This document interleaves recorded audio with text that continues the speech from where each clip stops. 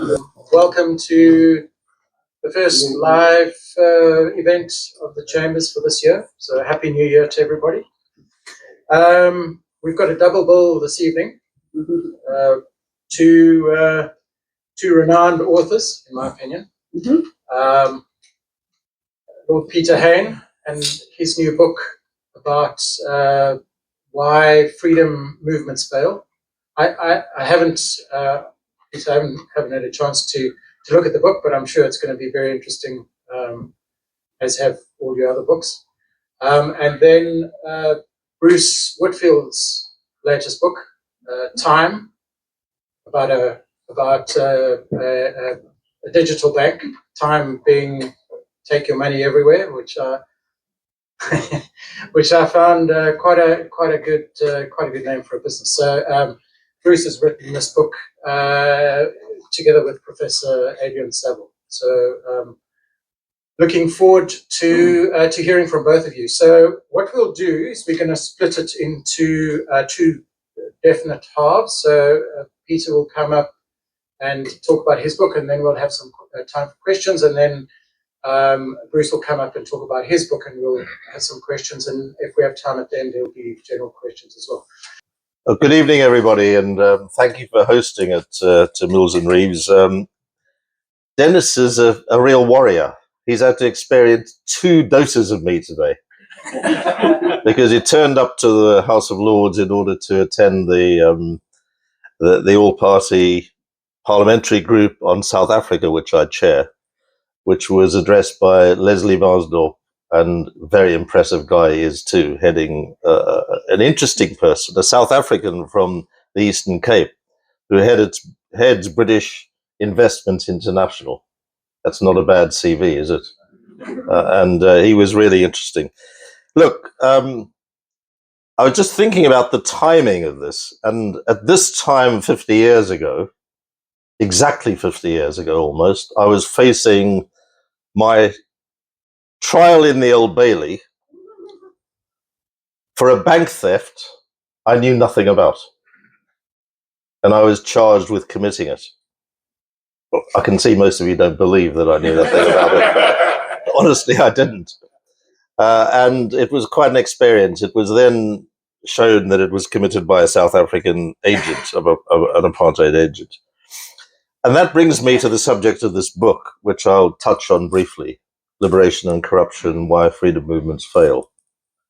I was haunted by the fact, having been involved in the anti-apartheid struggle, my parents having been involved too in Pretoria. By the way, the best school in the world is Pretoria Boys High. I got one supporter back there, and Sven as well. I thought I'd start off on a non-controversial note in these introductions. So my parents were involved in Pretoria as probably the chief activists in the early 1960s, and then we had to come into exile. And I got involved in stopping white South African all racist sports tours, as you know, and became vilified for it, particularly amongst white South Africans. And those of you who are from South Africa, and many of you are, will remember that your parents and grandparents didn't take to me. They were sports fans and didn't understand why I was stopping them tour, and hated me. And a number of them have said to me when I've gone back, I hated you, you know, in the 1970s. I said, I understand that, no problem. But I was haunted by the fact that the corruption under former President Zuma especially, but is now ubiquitous in the society as well, how things had come to that. And by something else, I'd also supported the Sandinistas' liberation struggle in Nicaragua, fighting against an evil fascist regime.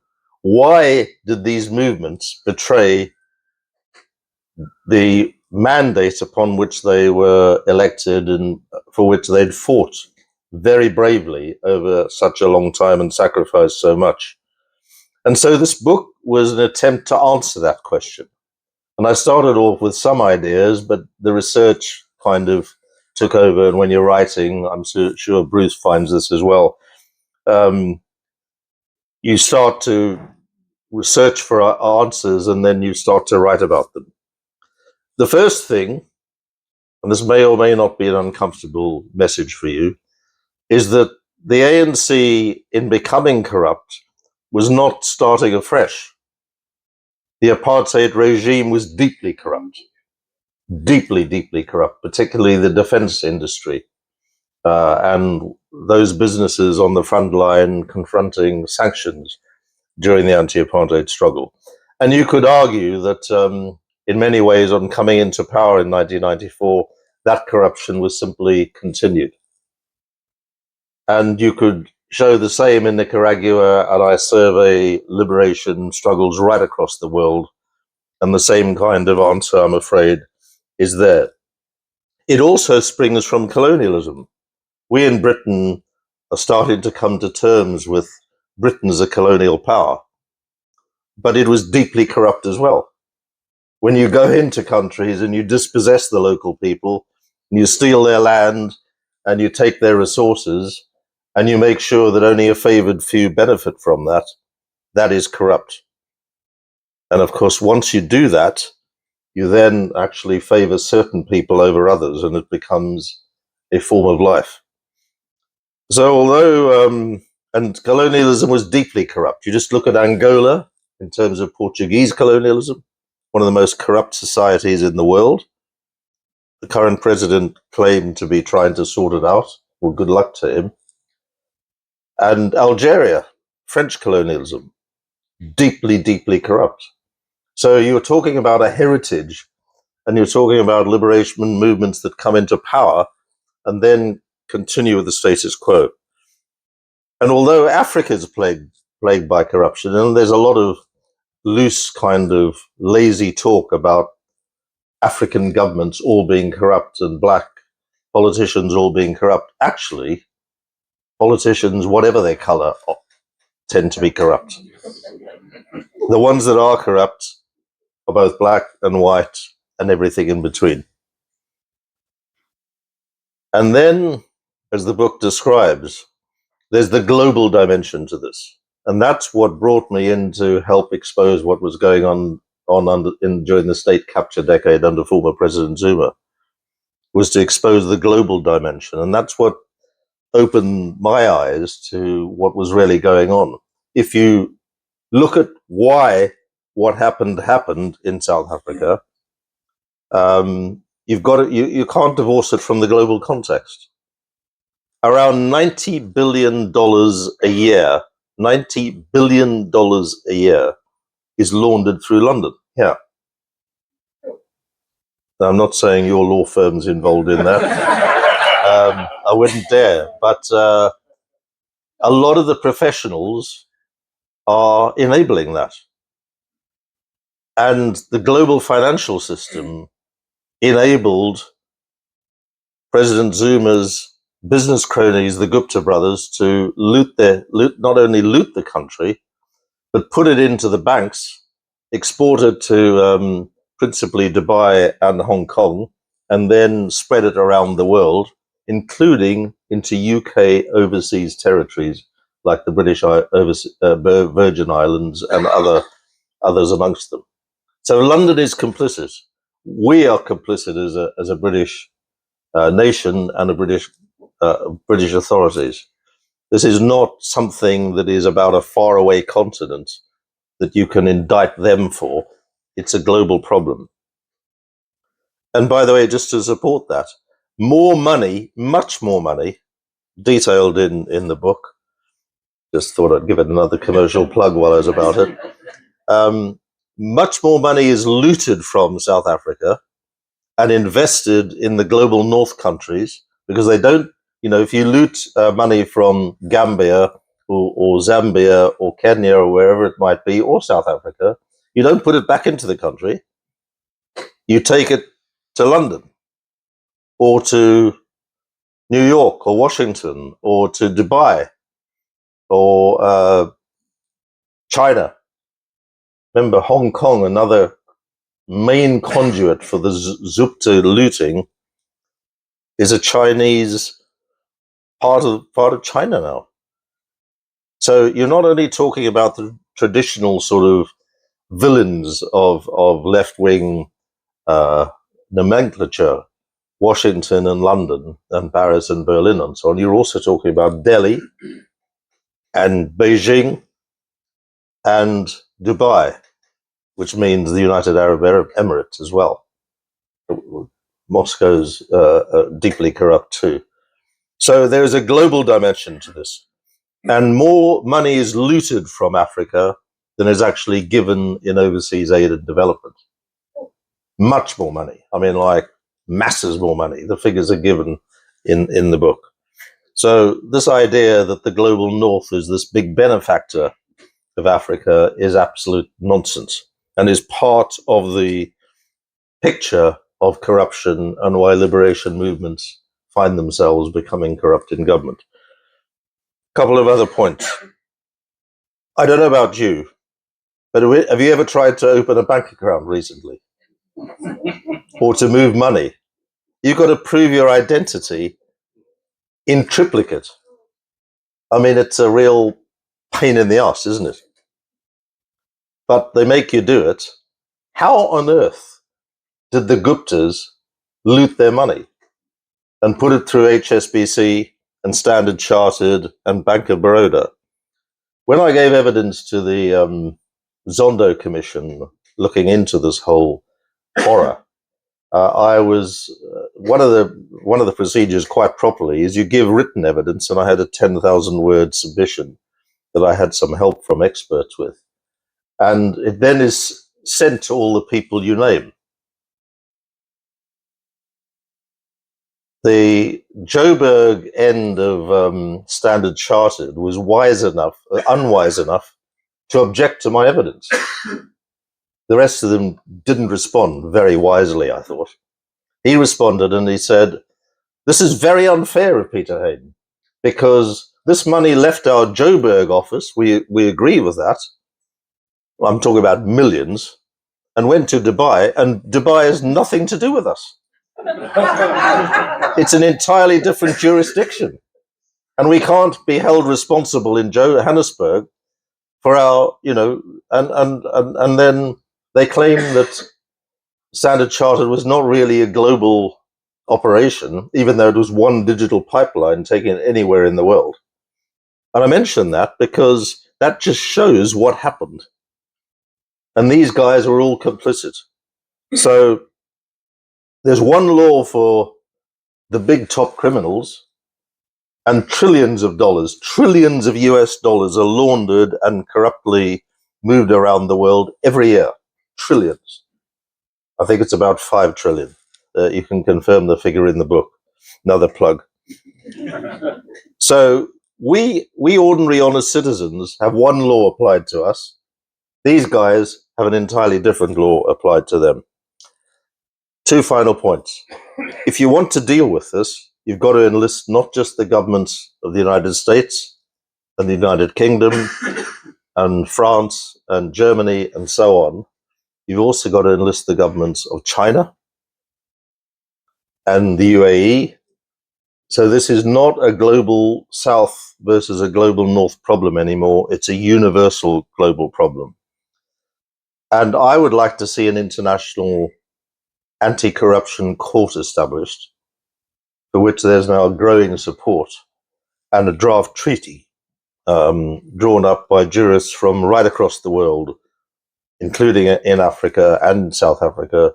Judge Richard Goldstone is one of the principal people that I've met through this process. And I'd like to see that created, because the International Criminal Court doesn't have jurisdiction over corruption. It's concerned, as is the International Court of Justice, over things like war crimes and genocide and so on. So if you want to deal with this problem, and if you want to stop the poor being looted, and it usually is the poor, in countries, in this case South Africa, but it's right across the world, you've got to find a deterrent. And I think an international anti-corruption court is not the whole answer to the problem by any means, but it would act as a powerful deterrent. And I just leave you with this final thought. What I didn't really appreciate, feeling euphoric in 1994 when Nelson Mandela was elected president, and I happened to be fortunate enough to be with him on the evening of the day before, and the eve of his for the first day of the 1994 democratic election. I thought the job was done, and I just say to you, the job is never done. You've got to keep struggling for justice and honesty and integrity and equal opportunities and human rights. And in that sense, it's a continuous battle. And the big mistake was to think that you get transition, liberation movements get power, and then all is over. It isn't. It's the beginning of another phase. Thank you very much. Right, Sharon. Two very quick questions, and you ended it perfectly for my second question. Well, position first. You talk about a new power coming in and liberation movement comes in. The civil service is still there. They might bring in an element of new bodies, new blood and everything, but they all learn the ropes. And the problem is civil service. And to what extent is the corruption down at that level, and then those in the more sort of elevated roles then become drawn into it or try and draw out of it? And the other thing you talked about was in the international community, and you've made reference to London being a major AML area, or money laundering area, financial crime, and all these kind of things, terrorist financing. And we all take our exams. My last one was 8 hours to do an AML exam equivalent. I'm thinking, I have to do that. Who in the HSBC banks, the international banks, where's that corruption? Is it people, or are these guys just so clever they stuff through them? Let me answer your question in this way, that one of the things I mentioned in the final chapter, and I put in my evidence to the Zondo Commission, was you have to get managers to take responsibility, and for there to be penalties if they don't. So in some of these institutions, banks and so on, the money was smuggled out with a nod and a wink from the bankers in the management system, because otherwise it couldn't have happened. Despite the fact that it's pretty evident something really dodgy was going on, really dodgy. And, I could go into the detail. So I think that you have to have a new law in all these countries, and South Africa, and what's ironic, what happened to it, because it's said to be one of the best financially regulated countries in the world, and so is Britain supposedly. But you've got to have managers in these institutions being held accountable, and if they transgress, there's got to be a penalty. Now that might not be popular with some of you or some of your clients, but I actually think we've got to face up to it as a country. You can't just keep moaning about what happened under Zuma, what is still happening actually, because there's corruption is endemic in the society, unfortunately, without taking some kind of account as to why this happened. Now, you asked, the first part of your question was about why. And to do the civil servants. I mean, one of the things in South Africa, and it's pretty typical, is you move your own people in. I actually think black economic empowerment was a noble objective, and I understand the reasons for it. But the Guptas, particularly the Gupta brothers and the Zumas, benefited from that because they set up shell companies that didn't even trade and got contracts, public procurement contracts, and got the money because it was a black economic empowerment model. So, and moving your own people into the system, you could understand and is a good idea, particularly people who've been in the bush and in South Africa's case, didn't have anything. You got to understand the psychology here.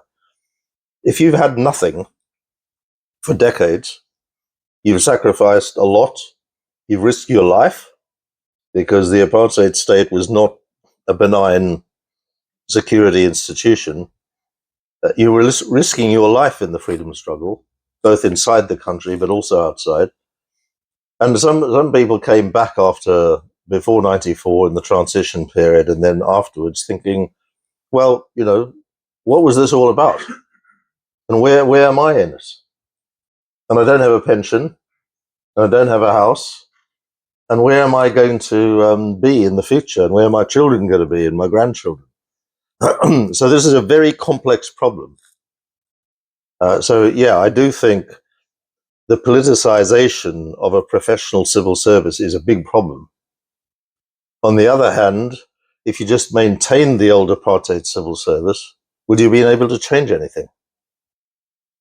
So I'm just leaving that as a question for you all to answer and tell me what it is. I have to claim I'm a banker by background. Right. I've never knowingly signed up for it. But my question is, you talked about an international corruption court. I think we're probably all conscious that there's a lot of corrupt governments everywhere. Yeah. You made that comment. There seems to be increasing evidence of that given the current environment. But who are the sponsors behind an international corruption court, and how in practice do you think it would work given the complexity around money laundering and the other things? That's a very good question. Look, it's not the be all and end all. It's not the perfect answer to everything. But I think what would be valuable about it is those countries that subscribe to it. Probably Trump's America wouldn't. Certainly Putin's Russia wouldn't. I doubt that Xi Jinping's China would either. And there'd be a lot of countries like that, Erdogan's Turkey and so on. But a lot of these guys, and they mainly are guys, like to travel. So if Britain signed up to it, Canada's already supporting it. A number of European countries are. A number of countries in Africa are. So this is not just a global north thing foisted on, a global south.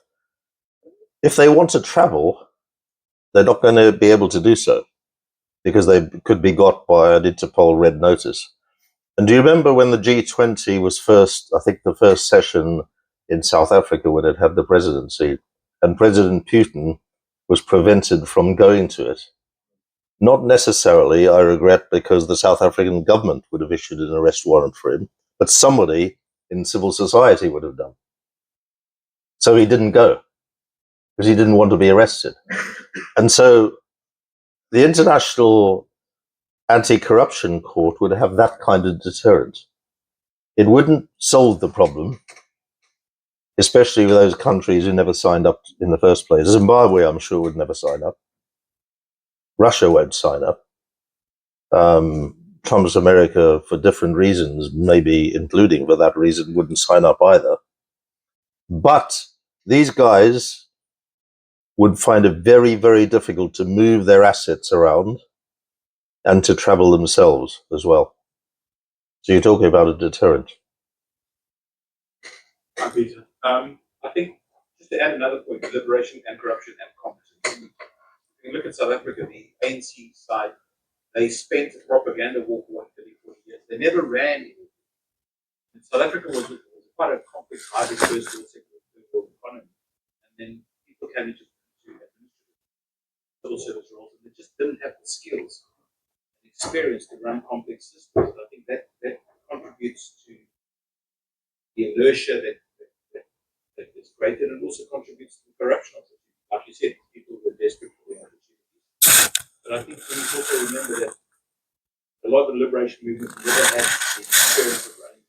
Often get power, and they get overwhelmed by the complexity of some of these processes. Like the rolling power backouts in South Africa today are the result of getting rid of electoral engineers in the late 90s and and then you feel the price 15, 20 years later when you fiber it hasn't developed. So I think everything you said, I agree 100%. That's another layer that adds to it. I mean, you made an important point, but I think it's more complex than that.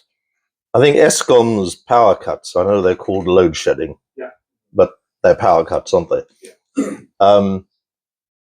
Is a lot due to corruption as well and deliberate sabotage, and not just and yes, particularly under Zuma, a lot of incompetent people were put in positions. I always remember one of his girlfriends, a former deputy head teacher of a nursery school, I think it was, or a primary school, was made chair of SAA. You know, I mean, that's one of the big global airlines of the world. It was. Yeah, it isn't anymore. And he put her in there to loot, and that's what she did. So, competence and there were lots of people put in positions who shouldn't have been put in positions. I remember talking to a former minister the head of a director general, probably would be the right term, of the Department for Social Services in the Eastern Cape. And he was replaced by somebody who, was a favoured nominee of the leader at that stage. But the guy was incompetent. I do think that's an issue. On the other hand, why did colonial powers, and in South Africa's case, the apartheid phase comes, because a lot of this was established under Britain's colonial rule period, why did they not actually prepare for a transition rather than just suddenly force a change? Now, in South Africa's case, a lot of the radical critics of Mandela now and his generation are saying, you sold us out. I say to them, I think that's ahistorical, because you look at the countries, and you take particularly Mozambique and Angola, that went through a revolution, a violent revolution, and a civil war that followed. South Africa didn't experience that because there was a negotiated transition. In a negotiated transition, there's compromises in any negotiation. When I negotiated the settlement that brought the bitter old blood enemies into power to share power together in Northern Ireland, there were compromises. You don't get everything you want in these situations, but a negotiated transition, in my view, is much better than the alternative. However, that doesn't mean that there aren't problems. And I'm simply, to summarize the point, if the apartheid regime had been preparing for decades by ensuring education was available to everybody on merit and ability, not on race, instead of keeping down the majority of people and denying them that opportunity to get extra skills, then the story might have been different. But that wasn't the case. So I think this is a complex issue that you pointed to. Yeah, and then yourself. Peter, hi, I'm Darren from Stellenbosch University. But thanks for your answer that it's a complex question or statement, and because we have an existing country that actually functions. So it's not true that it was right that people weren't skilled to run a country. We have a functioning country. But what I wanted to ask you, have you studied Namibia as a country? I grew up part of my life in Namibia, and when SWAPO came into power in 1990, they adopted a very firm approach to that we are no longer a liberation army. We are a ruling government. They changed their conscious mindset as to what their role was. And we have a country that is stable, has been stable, but they haven't lost the support like the ANC has lost support. And there's massive growth potential for the country. And I'd like to know what in terms of looking at the liberation struggle and them being our neighbor in relation to South Africa. I haven't actually, and I don't in the book spend much time on Namibia. It is mentioned. But I did look at why Botswana is relatively uncorrupt compared with Zimbabwe, which is deeply corrupt, including, not respecting elections when they they defeat the ruling party. And one of the conclusions, and I did some, looked at the literature on it. One of the conclusions was that the resources, the diamonds, particularly the diamond, but the other natural resources that Botswana is privileged to have, were not discovered until after independence.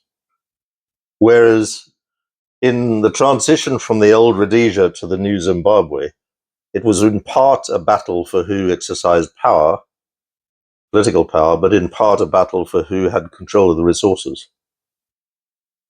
And I think that's, if you look at liberation movements around the world, that is deeply corrupt about the extractive industries being drawn into this, into who controls them and so on. So I don't know about Namibia. I think the ruling party has recently lost power there, hasn't it? No. No, it hasn't? Oh, maybe I'm wrong. There has been a lot of corruption. Yeah, there has. Right. Okay. Anyway, I'm not answering your question directly because I simply displaced it onto the And Botswana. those existing resources that everyone knew about, we just managed well. Yeah. Again. I'm going to link beautifully to Bruce. Isn't it just about time? You mean for a switch in? For switching, not just for switching speakers, but Well, I'm very happy to do that. no, but for switching, for the big changes we're talking about, that it's the kind of struggle that us as South Africans need to go through for us to need to see this. I mean, we can see this in our last election. Things are changing. Isn't this kind of liberation corruption just a phase that we should be expecting? Yeah, well, as I said, apartheid was deeply corrupt. So, which a lot of white South Africans won't acknowledge. And this is a largely white South African audience. I've had lots of people say to me, well, apartheid may have been brutal, but at least it was honest. I'm sorry. I disagree fundamentally. It was brutal and dishonest. And I think that, right across the world, you've got examples of liberation movements and governments in power that are operating systems where the wealth is still controlled from outside the country.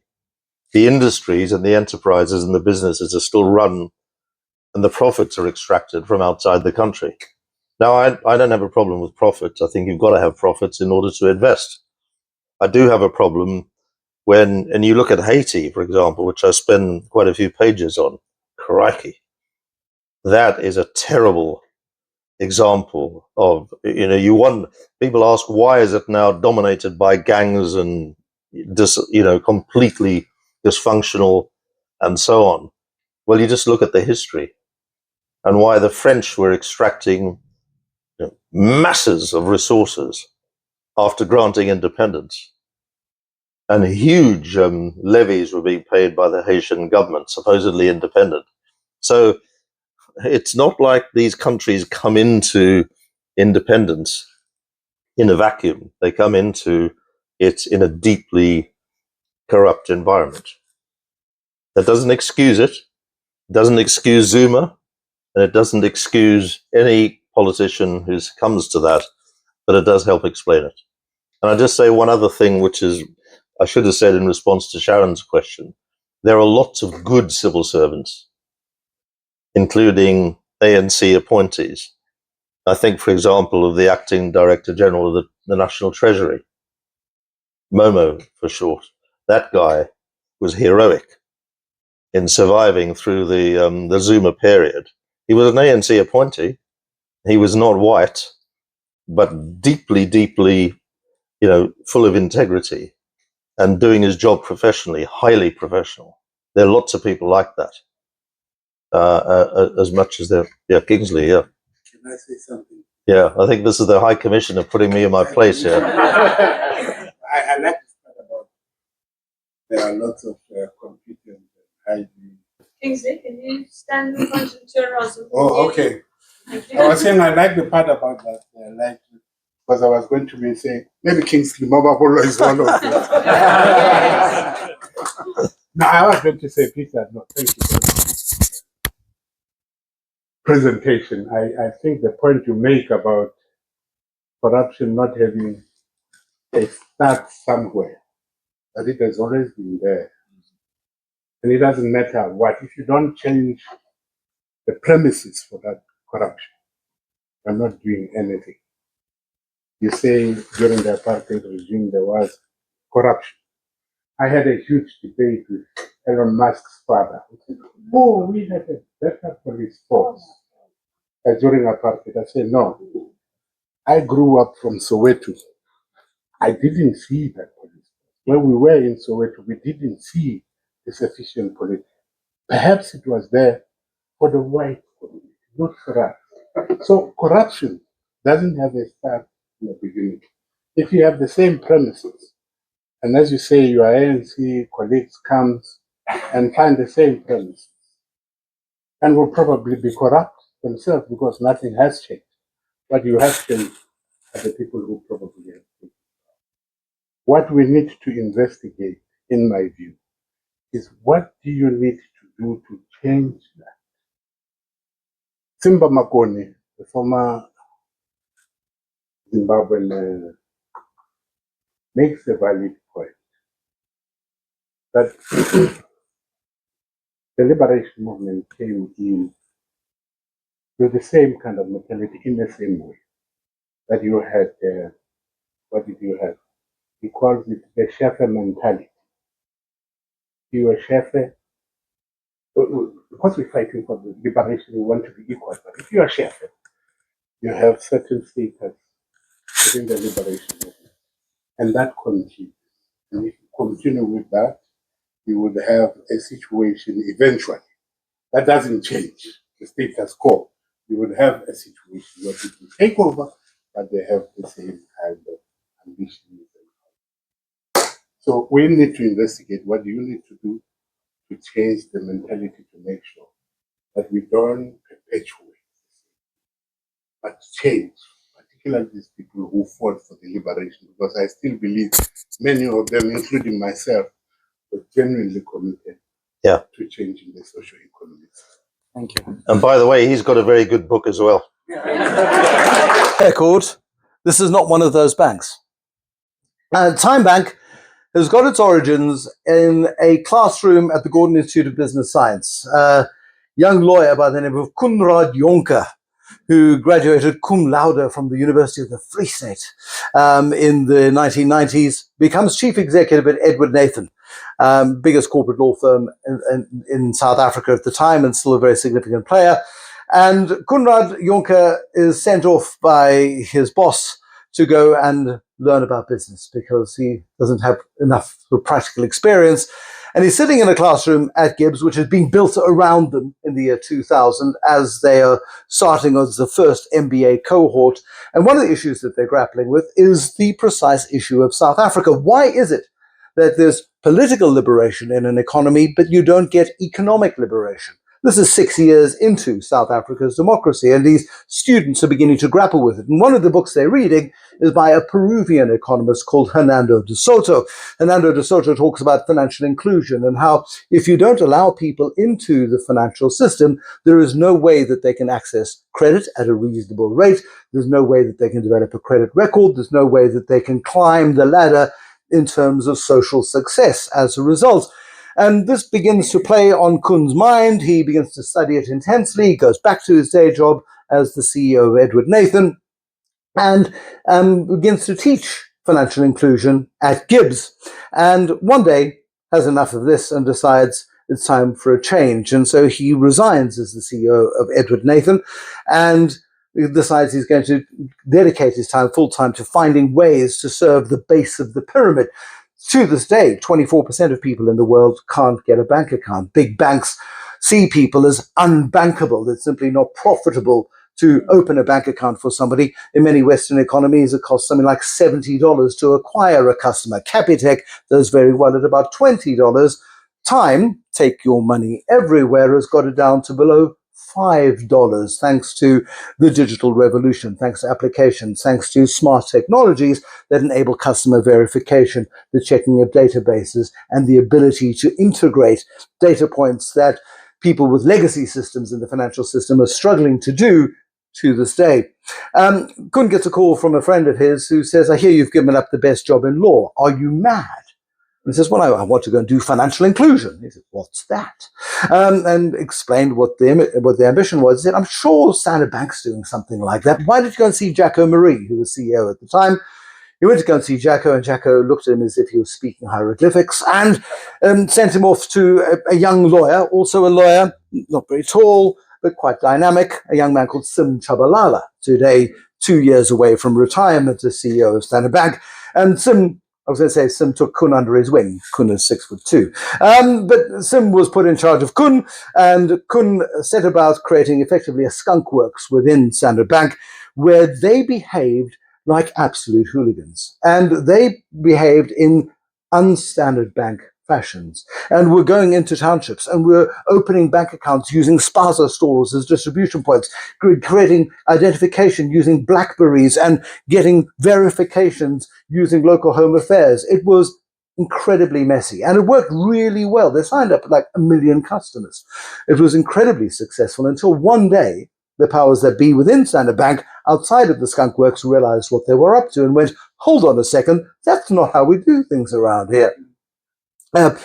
Sim very kindly, in an interview about the bank, said, the MBA books will tell you this is how you're supposed to do things, but we just couldn't cope. It was too much of a mind-bending activity. Kun was running around for 5 years signing up customers. We couldn't identify them. It didn't go with our protocols. So they put Kun into a division of the bank, and they turned what was then, I think they called it community banking, into a division. They incorporated the branch networks into the banking systems. And the moment they did that, it became wholly unprofitable and it all fell apart quite spectacularly. But before that happened, Kun went off with a Deloitte consultant who was working within the bank, and they went off to go and pitch to MTN to create a second version of a digital bank for MTN. Standard Bank had tried in 2005. Santi Buerta had left ABSA and was at MTN, and she was painting Africa yellow, and she was wanting to have a banking license. She could see the potential of it, but it lost momentum within MTN. And very quickly, the Deloitte guys ran into bumping heads with MTN. And although they signed up about 5 million customers over a 5-year period, MTN turned around one day and went, this doesn't really work for us. We're not selling more airtime, and this is small money. It doesn't really work for us. At that point, along comes Commonwealth Bank of Australia and says, we love the technology you've got there. We want it. We're buying you. And they were owned by Commonwealth Bank of Australia for a while. Commonwealth Bank of Australia then gets into trouble in its own jurisdiction. Remember the Royal Commission? They were selling policies to dead people. They were behaving in incredibly negligent ways, and very bad Australians. So many rules. And they had appointed something like 80 compliance people who they flew into Johannesburg 2 years before the bank went live. 80 compliance people. Today, Tyme works with 7 compliance people in a digital world. They even appointed seating specialists to tell the South Africans how to sit in chairs properly. And when the chairs weren't good enough, they got rid of the chairs and spent 3 times more on new chairs in order to get them, and then quickly told Kun Jonker, who was by that point a very senior executive within Commonwealth Bank of Australia, they offered him a very cushy job in Sydney, and said to him, we're going to sell this bank. You have to find a buyer, otherwise we're closing it down in 3 months. And but by the way, we've got a job for you if you want it, and a very, very sexy pay packet for Konrad Jonker. And he said, no thanks, actually, I'd rather buy it back. And went around looking for potential buyers. And it went down to 2 potential buyers in a boardroom in Hong Kong. One of the potential buyers was Standard Chartered. Standard Chartered wanted to turn Tyme into a high-end private wealth offering. The founders of Tyme, by this point 10 senior executives, objected to this and managed to convince Johan van Sale of African Rainbow Capital, controlled by Patrice Motsepe, that they should buy it. On African Rainbow Capital's board, however, is a very seasoned banker called Tom Boardman. And Tom Boardman tells the African Rainbow Capital team 100 good reasons as to why they should not do it. They called it today Tom's Big Speech. It went on for 37 minutes. At the end of it, Patrice Motsepe went, "Thank you very much, Mr. Boardman, for your wise counsel, but where do I sign?" And Tyme in 2019 launched officially as Tyme in the country. Now, it's weird to think that a bank which today has got 12 million customers in South Africa, 8 million customers in the Philippines, has started lending money to small businesses in Indonesia, employs 800 technology creators in Vietnam, and is applying for other licenses in similar unequal economies around the world, with an ambition within 3 years to go from 20 million customers to 60 million customers across multiple jurisdictions. How do you start such a successful business in such a disastrous country as South Africa? Well, as it turns out, and Tim Harford, my favorite economist, wrote a book called Messy. Great solutions come from messy places, because what the Tyme Group has done has addressed an absolute need. The Revoluts and the others, the Monzos and others, the fintechs in this market and other European markets and in developed markets are simply disrupting the status quo. But these chaps have come to the market with a sense of purpose, driven to make financial services accessible at a point where you can also be profitable, where you can draw hundreds of millions of dollars worth of investment. They go through a period during COVID, and the details are in the book. Did I mention there's a book? And Peter mentioned his book 5 times, so I'm going to beat him at that. But the COVID period, Tom Boardman, I think, and he won't admit to this, must have felt a little bit smug. I told you shouldn't do this, and now you can bring down the entire African Rainbow Capital, which is a portfolio of something like 40 or 50 companies. Everything else was compromised because these guys were burning through 100 million rand a month. And banking digitally is cheaper, by the way. So I thought what I would do is demonstrate to you why a business like this succeeds in a place like South Africa, which in the first 15 years of ANC governance was growing and growing handsomely. Quite modest growth in the 90s, but getting to about 2000 when Kun and his colleagues are sitting at Gibbs. From about 2000 to 2008, you got an average growth rate of about 4.5% a year. 5 million jobs are created during that period. South Africa gets its investment rating back. It begins to truly perform on the global stage. And we're seeing a really successful South African economy. But then 2008 happens and you get the 3 horsemen of the economic apocalypse. Jacob Zuma gets into power. Eskom runs out of electricity, and you have the global financial crisis. And South Africa never quite recovers from that. There's a bit of a fillip in 2010, of course, when you have the World Cup, and that gives a 3% growth rate. But on average, from 2008 to the present, South Africa has grown at an average of 1.1%.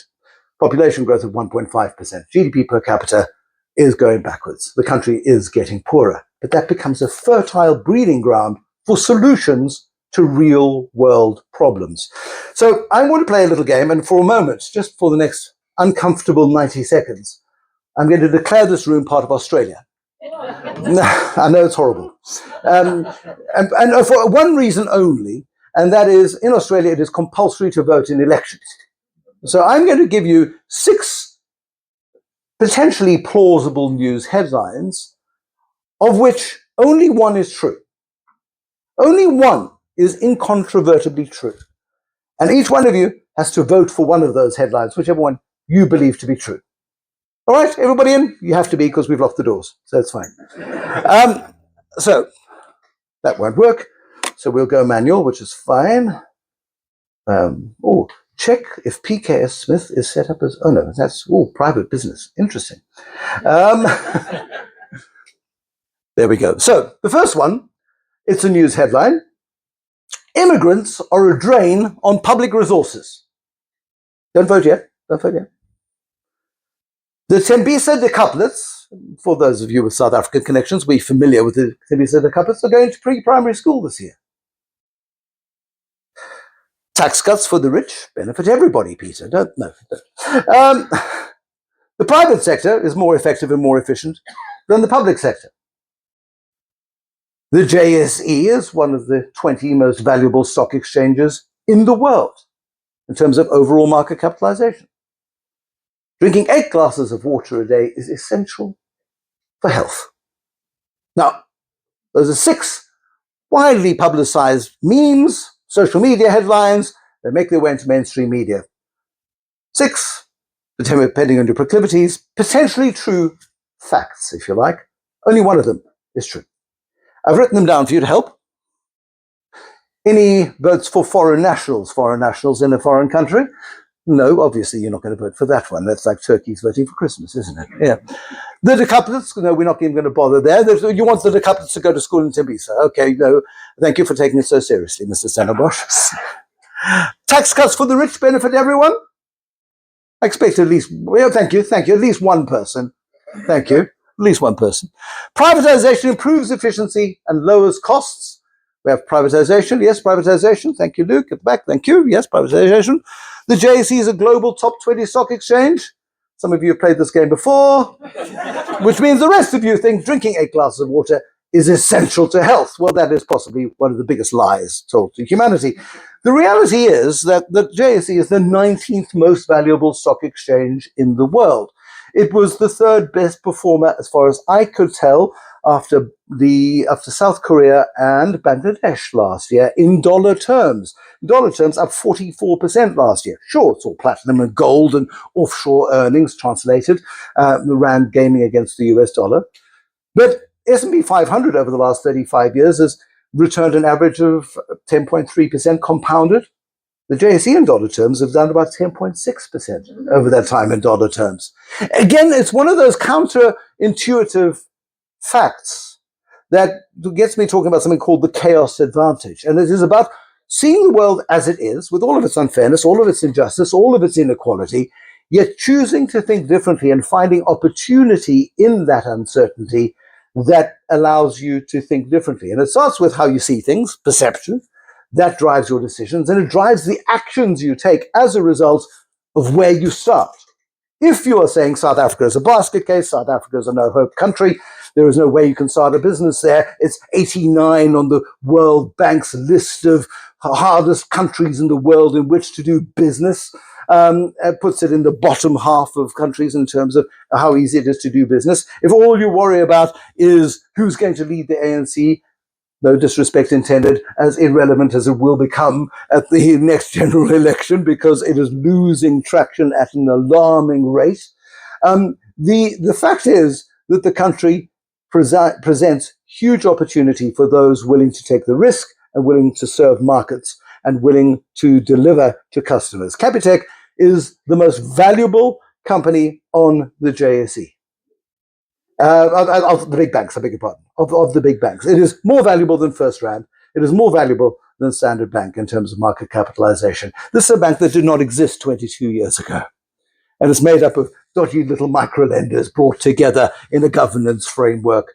And they're operating branches where others are closing down. Tyme wants to be Capitec one day. And their aspiration is to disrupt even Capitec. Each generation brings new disruption. So if all you're worrying about is the noise and the clutter, you're not going to see opportunity. Koen Jonker and a man called Chart van der Walt they were university friends, have built a business from scratch in South Africa, and they're taking their technology, their prowess, their know-how, and they're using that to globalize a financial services business. Yuval Noah Harari, true power means knowing what to ignore. And that is the superpower of the world today. It's the superpower of building a business in South Africa.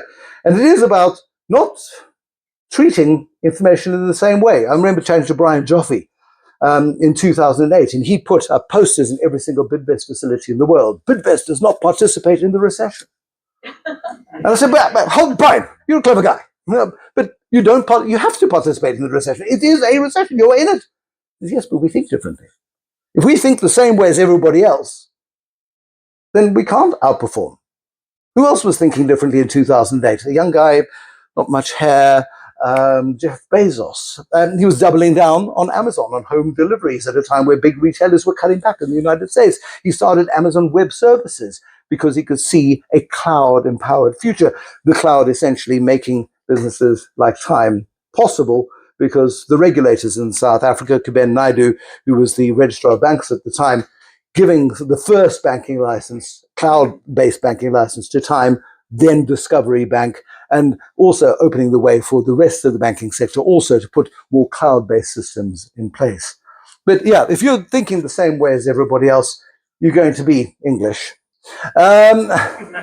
Or you can be South African and be considerably more opportunistic about it. I mean, and all of this comes from 4 books.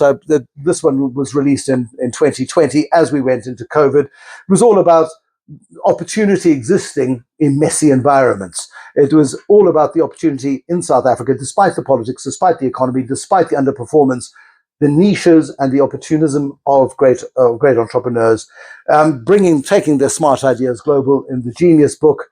The One Thing book, which was launched in 2024, was if you were president for half an hour and you could do just one thing, what would you do to have a compounding effect on the future of the economy and the country, followed with Adrian Saville last year with It's About Time. And Adrian sent me a message to say this time last year we were in Vietnam. We're visiting the technology operations. We then went to the Philippines, studied this hugely complex economy where they have teamed up. In South Africa, they teamed up with Pick and Pay, and they've teamed up with the Foschini Group. You register your bank account, you register yourself, identify yourself with a fingerprint, talks to the Home Affairs database. It works really well. Home Affairs says you are who you say you are. You get a Visa branded personalized card in 5 minutes. You go and activate it at a Pick and Pay or a Foschini till. You can immediately deposit cash and begin transacting using a card within 5 minutes. It is unprecedented in most parts of the world. That's Konrad Juncker, based first in Hong Kong, and when the Chinese moved in and made life uncomfortable, within 2 weeks moved their headquarters to Singapore, where the business is still headquartered. We launched the book in Singapore in November last year at the Fintech Festival, a festival of 70 million mad people seeking to capitalize on tiny corners of the global financial industry. But these guys are massively ambitious. They've secured their biggest investment to date from the biggest fintech in Latin America. It's called Nubank. They started in Brazil. They have got 120 million customers now in Brazil, Mexico, and Colombia. They've just applied for a banking license in the United States, where the last time I checked, they were still writing checks. There is a tsunami coming that Washington hasn't yet seen. And the book goes into the detail of the opportunism of Kun and Chart, and an American consultant who joins them in the early days, who refuses to go away even if he's not going to be paid, because he just loves this idea of financial inclusion so much. Who runs the Philippines business for them now. But how they managed to secure become a unicorn last year. They were a $1.5 billion valuation as a result of an investment by Nubank from Brazil. Nubank makes a strategic 10% investment because they see the growth potential in Southeast Asia, and potentially because of a tie-up, African Rainbow Capital, Patrice Motsepe, Sanlam, Tyme, potential tie-up between Tyme and Sanlam, taking the Tyme business model into other African economies as well, where digital evolution is happening at a really rapid pace. So there are really exciting potentials for this. But you don't start a business in South Africa, despite the rah-rah of this particular tale, without a particularly strong constitution, a particularly robust constitution. And if you were going to channel an African animal and say, I want to embody those characteristics, Kingsley, what would you say? What animal characteristics would you want the lion? I think it's a respectable creature. He gets to lie around all day. The women hunt. He has his way with as many as he wishes, whenever he wants to. I mean, it's an appealing life. But no, not the lion. What about the wisdom of the owl? Peter, block your ears. There's a reason why the collective noun for owls is a parliament. Because they're also bird-brained. The reality is that in order to, I think, thrive and survive, not only in South Africa, but increasingly in business environments around the world, you need to have the characteristic of something a lot less visually attractive, perhaps. Now, for those of you who have never seen the videos and only look at the BBC video because lots of people have tried to plagiarize it. But there are videos of Stoffel the honey badger on YouTube. Before you go to bed tonight, and if you've seen it 100 times, treat yourself. You will sleep beautifully. You see, honey badgers are amazing creatures, and I brought Stoffel with me because they are astonishing creatures. They have a very, very thick skin. So if a predator grabs them, the teeth don't penetrate the skin. They're able to turn inside that skin and face their attacker and claw and bite their way out. And you'll never see old predators having a go at a honey badger. They'll send the youngsters in going, watch them. And they'll get swatted. There are videos of leopards getting taught a lesson, lion cubs getting taught a lesson. These are some of the most robust creatures you will come across in the African bush. And these are the characteristics you need to have. The tenacity of the honey badger in terms of being able to survive in a very difficult business environment. The adaptability when in a world where the rules no longer apply, absolutely essential.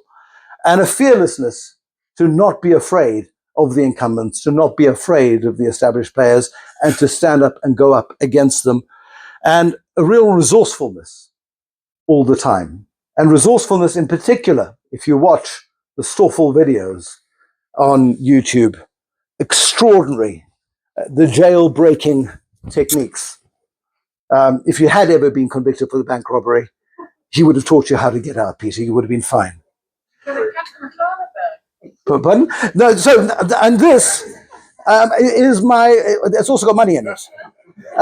Just before Christmas, of course, the Woolies bag became incredibly famous because if you're going to bribes of over 500,000, you need to go in a Woolies bag. Otherwise, you won't put in checkers or pick and pay bags. If you're serious, your bribes go in Woolies bags.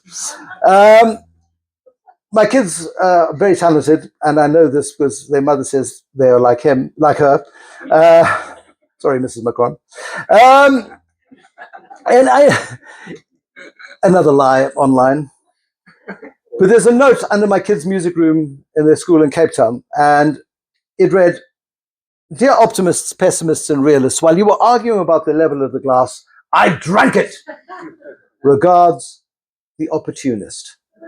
This is a book about opportunism. It's a book about courage. It's a book about leadership. It's a book about a team of people who have pushed themselves. That's the sixth mention I've won, Peter.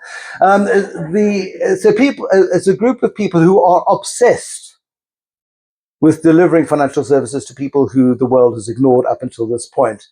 It is fabulous. And I know it's not Christmas, but it's Valentine's Day soon. If you really care about somebody, share It's About Time. If we're not connected on LinkedIn, please connect. That QR code will take you to my LinkedIn page. Thank you very much.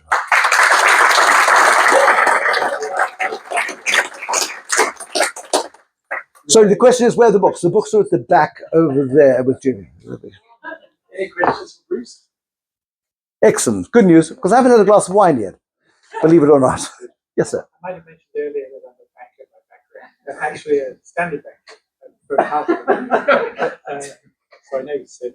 But what's your perspective on, a business like this is always going to face competitors if they see the success of it. So, Chris, what's your comment on challenges to Tyme? No, absolutely. So Tyme is a disruptor, and what we saw, I don't know how familiar you were with banking in South Africa 20 odd years ago. At the time Capitec was emerging, there was a former dentist who decided to start a bank as well, and he called it 2020. And 2020 was phenomenal. It was the first internet-only bank. There were no branches. If you wanted to have a branch experience, you could go to their partners, Sambo. South Africa had a banks crisis in 2002, and Sambo was put into liquidation, and this banking license came up this bank came up for grabs, 2020, and it was bought briefly by, Peter, you'll know the answer to this, Standard Chartered. Yes, Standard Chartered constantly was looking out for over decades, actually, for technology, for banking technology, because it was really good. But what 2020 did was accelerate competition from the big banks. They saw the threat and they went, we are going to crush this thing before it gets too big and too involved. I think the the thing with 2020, with Tyme, has been that banks have discounted it and gone, they're playing in a market we're not interested in. We don't need to worry about them because they bank people we don't want to bank anyway. There's too much risk down there. We don't really get the size and scale of loans. They're never going to expand into a full service bank. That's not their objective. They just simply want basic retail offerings for poorer customers. So it's not a risk. But 12 million people have gone, we quite like that. Now, many people are multi-banked and are not using them exclusively yet. The use of exclusive banking like accounts are about 2 or 3 million. It's not that big, but many people in South Africa are multi-banked as they try different things. So are the big banks going to come for them? Yes, they're going to try. But they can't compete is on a cost per customer. It is impossible for them to compete. Standard Bank is still paying off an SAP system that went through an upgrade 15 years ago. I think at the time it was 15 billion rand or whatever it was. So those systems count against them. The cost of architecture and infrastructure counts against the incumbents. And that's why these upstarts have got a really good chance of disrupting. In Brazil, where New Bank operates, the rest of the banks have not been able to catch up. The New Bank has captured imagination. In the Philippines, where Tyme has got 8 million customers now, has got 4 big sort of state-ish banks, but quite cumbersome, quite moribund, very slow to adopt technologies. Where Tyme has hit a mark in the Philippines is it's become a funky place to do business. And people, social media plays a big role in this. And young people, far more computer literate and AI literate, are being far more influenced by social media in terms of, and they call it banking is beautiful or something along those lines in the Philippines. And people like the marketing lines. And as long as they treat their customers fairly, as long as they are providing competitive rates, deposit rates and lending rates, they are making very strong headway. But the markets they are targeting is where you've got large incumbents who move very, very slowly and who are unable to adapt at the pace and the speed with which the 800 technologists sitting in Vietnam frantically coding away on a daily basis, run incidentally by an ex-Standard Bank IT guy who was going to go and start his own digital bank when he moved to Australia. Worked out it was quite hard to do, so joined Tyme, and Vita, who was at university with me, commutes to Vietnam to run the team there, and he's also there this week. As they upgrading systems all the time, checking the security of systems. And so they've got a tailwind behind them. No doubt the rest of the banks, yes, they've got the capability. I needed to apply for a passport through a Standard Bank branch in the early days when that was possible. So I opened an account in a minute and a half with Standard Bank. They've got the tech. It's possible. Closing it was harder than opening it. So they're there, but they can't compete on cost. And therefore, the scalability of this business model is what counts in their favor, and their ability also to go across borders, to ring fence risk in different markets, and to be very careful on that particular front, makes them a different proposition to the incumbents. And I'm not sure the incumbents are that worried about them, but then they weren't that worried about Capitec either. And Capitec has got 22 million customers, whereas the rest of the big 4 banks have got, I think, in their bank had about 8 million. And Standard Bank and FNB around between 10 and 12 each, and ABSA's got around 10. So the upstarts and startups are making life uncomfortable, but not threatening the kingdoms yet in terms of their sustainability. No. Yes, ma'am. Oh, that's Sharon. I said ma'am. Sorry, my apologies. Hello, Sharon. Just combining the 2 stories together. Yes. With the technology, the lack of human with a wink and a smile, can they manage corruption and stop this kind of money laundering globally more easily or less easily in these digital? Now, I've been trained, having been married for nearly 30 years, to when I don't know to say, I don't know, Sharon. But corruption is a human problem. And the fewer humans you can have in the process, unless you corrupt the system, the less likelihood there is to be that kind of corruption. So by Chart van der Waals, whose father was instrumental in starting Bobtail dog food, Nola mayonnaise, and other household brands, gave Chart lots of lessons at the dining room table. And amongst those lessons were, have very simple operating system, have very simple rules when it comes to starting a business. And Chart's got about 5 rules. And amongst those is no person who works for Tyme should ever handle cash. So nobody handles cash. If you want cash, you go to a till, and the till will give you cash. So that becomes a pick and pay transaction. And there should never be a piece of paper exchanging hands within the system, because that creates delays and friction. The moment you have to fill in a physical form and the paper has to then be processed by another human, mistakes happen and delays happen. So the moment and it's all in the book. Please read it, John. But to answer your question, when you take the human element out, you're less likely to have systems corrupted unless you corrupt the system, which is harder to do. Yes, ma'am. Gave credit to Gibbs and to UFS, but in fact, Chart is from Stellenbosch. He is from Stellenbosch. We gave him an honorary doctorate. Yeah, and I sent Bonang Mohale, the Chancellor of the University, the Free State of WhatsApp to say, hey, you guys have failed. Couldn't better be in your next honours list. And he's promised to look into it. I was reminded, but thank you for reminding me. There's quite a titter in the town from our Capitec colleagues. No, naturally, of course there would be. They don't like it because they haven't got doctorates either. But Charles also a proper doctor. He did a PhD in AI in the early 90s. So this is the honorary doctorate, and he's pleased. He's so excited about it. He really is. Proper Marty as well, because he did his engineering degree at Stellenbosch. So honorary part's just the addition on top. No, exactly, and it just makes him feel more regal.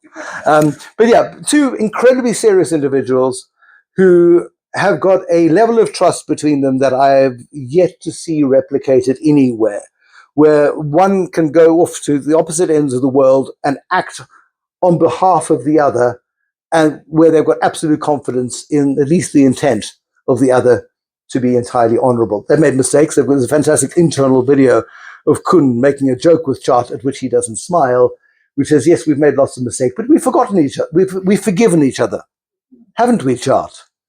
And there's a moment where he pauses just a little bit too long. Yes, sir. Sorry, quick question. To my understanding, Tyme is only present in Pick and Pay and Boxer stores. Was there ever an approach to ShopRite and Checkers, and is there a reason that there's an exclusivity? So it's not exclusive at all. They're with Pick and Pay and Boxer. Yes. I think the Boxer relationship is possibly more conducive than the Pick and Pay relationship, because they are now separate entities, and I think the one management team, Sean Summers, for all of his brilliance, has got other problems. Boxer is profitable and operationally sound. They're also in Foschini Group stores. Okay. So they did a deal with the Foschini Group about 18 months ago. So they've got, 20 brands, and they're not in all the brands and not in all the stores, but they've got kiosks, Yes. which enable you to go in, identify yourself. One of the best failures of Tyme, they saw the opportunity to go to the ZCC at Easter to Muria, and they were going to sign up all members of the ZCC. This was going to be the day. And they went in and they made a mobile machine, and Archbishop Lechanyane went up to the machine and it failed.